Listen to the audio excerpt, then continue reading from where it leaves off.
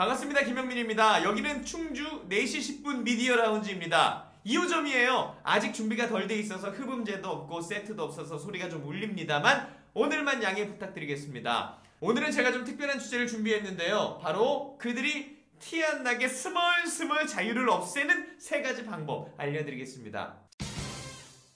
진보 진영은 그동안 천재 기획자들의 악마의 재능을 적절하게 잘 활용해왔습니다. 그분들 참 대단해요. 자유의 상징인 예술로도 자유를 억압할 수 있고요. 폭력도 아름답게 묘사하고 악마도 영웅으로 포장할 수 있는 대단한 분들이에요. 저도 아마 여러분들이 이렇게 계속 성원해 주시면 아마 그분들의 능숙한 조치를 언젠간 당하지 않을까 기대합니다. 지난 40여 년 제 인생에 저조차도 인식하지 못했던 과오들이 대중들에게 전해질 수 있고요. 저는 언젠가 여러분에게 면목 없는 모습으로 사과하고 해명하며 시간을 허비할 수도 있습니다. 그렇게 무너지는 제 모습을 보면서 용기를 낼까 말까 고민했던 수많은 후배들도 다시 용기를 접을 수도 있고요. 그보다 더한 압박은 쉼없이 계속되겠지만 그래도 이 이상 나빠질 거 없다는 생각에 오히려 행복하기도 하고 그래요. 오히려 언젠가 박살나겠지 지레 겁먹고 살다 보니까 하루하루가 무사한 게 되게 감사하고 그래요. 기분 나쁘라고 남긴 댓글에 잠깐 기분 나빠하고 나면 뭐 별일 없습니다. 조용한 데서 때려준다고 했던 사람이 10명도 넘는데 아직 한 대도 안 맞았으면 되게 기쁜 일이잖아요. 그리고 한 달은 조금 힘들더니 한 달 전부터 스멀스멀 컨디션이 올라오더니 물도 맛있고 밥도 맛있고 집에서 TV 켜놓고 나 혼자 산다 같은 거 보면서 막 깔깔대고 웃고 그래요. 그리고 또 내일은 무슨 말을 할지 고민하고 영상을 찍는 과정이 너무 행복합니다. 마음에 있던 말을 한 바가지 한 바가지 덜어낼수록 내가 가벼워지는 기분이에요. 이렇게 골치 아픈 일이 많은데도 말하는 게 좋은 걸 보면 자유는 정말 좋은 겁니다. 자유짱! 근데 그 자유가 점점 줄어들고 있는 거 아세요? 전투경찰도 안 쓰고 탱크도 안 쓰고 손발도 안 묶는데 어떻게 자유를 속박합니까? 이렇게 생각할 수 있죠. 대한민국 현대사의 지도자의 폭력과 억압이 줄어들고 있다고 생각하십니까? 아니면 방식이 달라지고 있다고 생각하십니까? 지금 거리에 탱크가 안 다니는 게 지도자의 평화주의 때문이라고 보세요? 아니면 외신과 인터넷 CCTV 때문이라고 보세요? 둘 다겠죠? 하지만 그건 소위 말하는 선수감이에요. 각 분야가 어떻게 변하는지 모두가 다 똑같이 디테일을 실감할 수는 없거든요. 그럼 내가 만약에 지도자라면 이때가 빅찬스예요. 과거의 폭압을 시각적으로 어필하고 분노를 자극하면 끝까지 착하고 정의로운 모습으로 박수 받으면서 살 수 있거든요. 사람들은 자유를 침해당하는지도 모르고 자유를 포기할 겁니다. 지금의 억압 방식은 본인들이 봐왔던 억압이 아니기 때문에 이건 억압이 아니라고 느끼죠. 그렇게 문화로 사람들을 자연스럽게 감싸는 방법, 그 비법을 공개합니다. 일단 준비 작업이 필요합니다. 눈에 보이지 않는 폭력을 쓰려면, 눈에 보이지 않는 억압을 쓰려면 눈에 보이는 폭력과 억압을 시각적으로 어필하고 끊임없이 상기시켜야 돼요.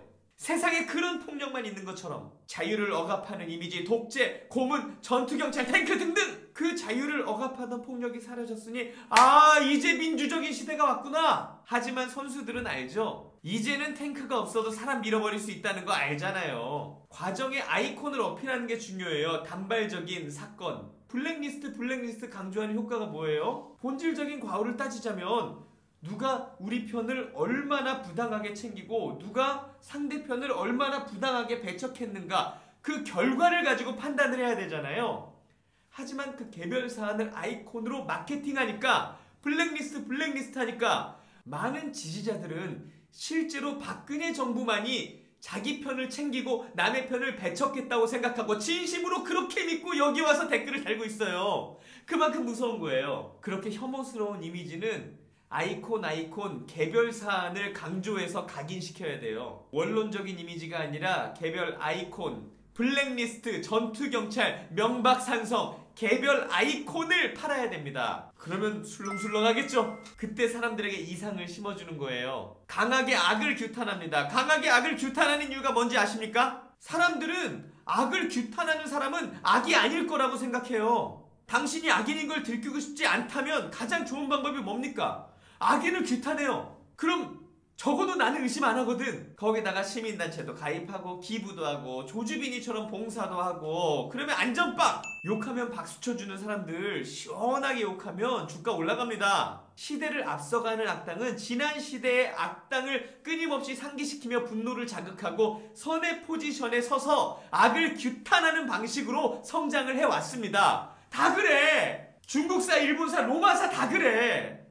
우리만 안 그러겠어요? 그럼 포지셔닝 확보하잖아요. 포지셔닝 확보하면 그 다음에 세력화죠. 세력화 쉬워요. 이제 지금부터 다 따라합시다. 이런 교본이 어딨어? 자, 세상을 강자와 약자로 나눠보세요. 지배자로 피지배자로 나눠보세요. 부자와 가난한 자로 나눠보세요. 어떻게든 나누기만 하면 머릿수는 약자가 더 많죠? 피지배자가 더 많죠? 가난한 자가 더 많죠? 그렇게 위선자 리더를 중심으로 군중이 된 그들은 어떻게 한 목소리만 내게 될까요? 참 신기하죠. 어떻게 그렇게 많은 사람들이 알지도 못하는 사안에 대해서 분노하고 위선적인 사람을 신봉하면서 그 소중한 인생들이 투표소에 한 표로 소비됩니까? 어떻게 검찰 조직, 경찰 조직의 차이도 모르면서 거리로 나오게 될까요? 각자가 다른 길을 가는 게 자연스러운 자유민주주의 국가에서 왜 이렇게 자주 전체주의적인 모습이 보이는지 아십니까? 그들의 세 가지 스킬이 있어요. 왼쪽엔 성역, 오른쪽엔 금기, 가운데 혜택. 좌성우금중혜! 좌성우금중혜! 왼쪽에 성역을 만들고 오른쪽에 금기를 세팅하고 가운데 가만히 있는 자에게 혜택을 줄지어다. 수천 수만 가지 방향으로 나아가야 될 인간의 사고와 사회의 다양성이 길목부터 차단되는 거지 뭐. 지금부터 여러분도 가만히 계셔야 돼요. 가운데 가만히 계셔야 됩니다. 왜냐? 왼쪽으로 한 걸음만 더 나아가면 성역이 있어요. 궁금한 게 있어도 한 걸음만 더 접근하면 여러분은 가루가 됩니다. 어린 시절에 우리가 친구랑 싸울 때는 건드리지 말아야 될 성역 같은 거 뭐 그런 거죠. 야, 가족은 건드리지 마. 야, 우리 엄마 욕하지 마. 근데 요즘 싸움에는 룰이 좀 많이 추가됐습니다. 왼쪽으로 한 걸음만 더 나아가도 사회가 보내는 경고음들이 울려요. 야, 엄마는 건들지 마. 이 정도 수준이 아니에요. 야, 세월호는 건들지 마. 야, 5.18은 건들지 마. 야, 위안부는 건들지 마. 야, 조국은 건들지 마. 우파 유튜버가 아닌 이상이야. 그 말 다 듣겠죠. 골치 아파서 좋을 게 뭐 있어요? 아, 저건 건들면 안 되는구나. 골치 아파지는구나. 일단 당신 인생에 주어진 사고의 공간 40% 정도는 양보합시다. 뭐 60% 남았으니까.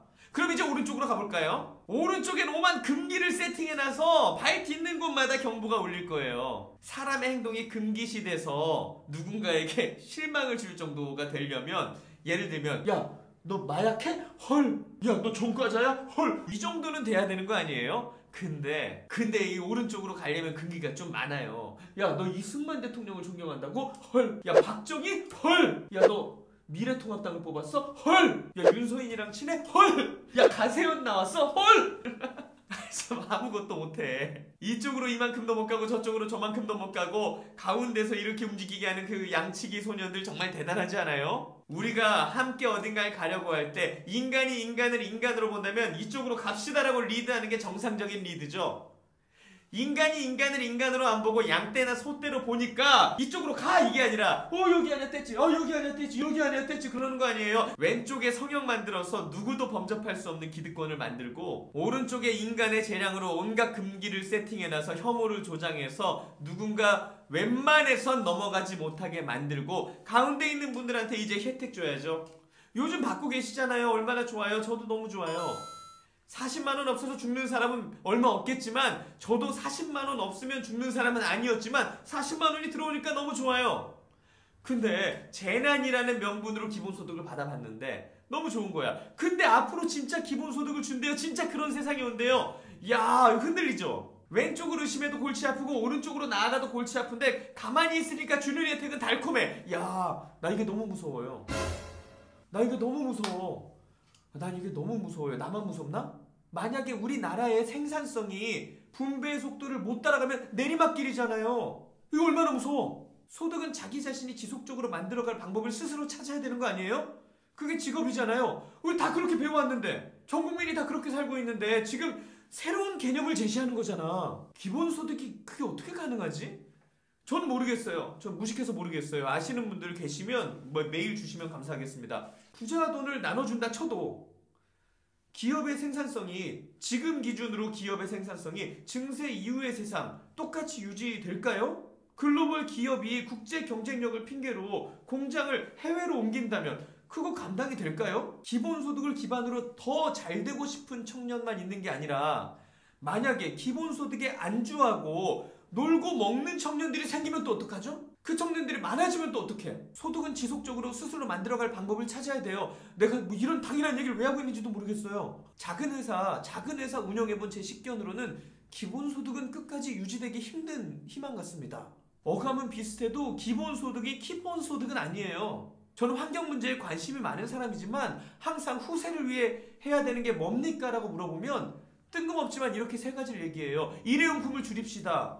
나무를 심읍시다. 그리고 이 땅의 경제가 고갈되지 않도록 시장의 활력을 유지합시다. 제 생각은 그래요. 그래서 결론은 왼쪽으로 더 궁금하면 성역을 파괴합시다. 오른쪽으로 나아가고 싶다면 금기를 넘어섭시다. 가만히 있는데 혜택을 준다면 안주하지 말고 자립합시다. 끝!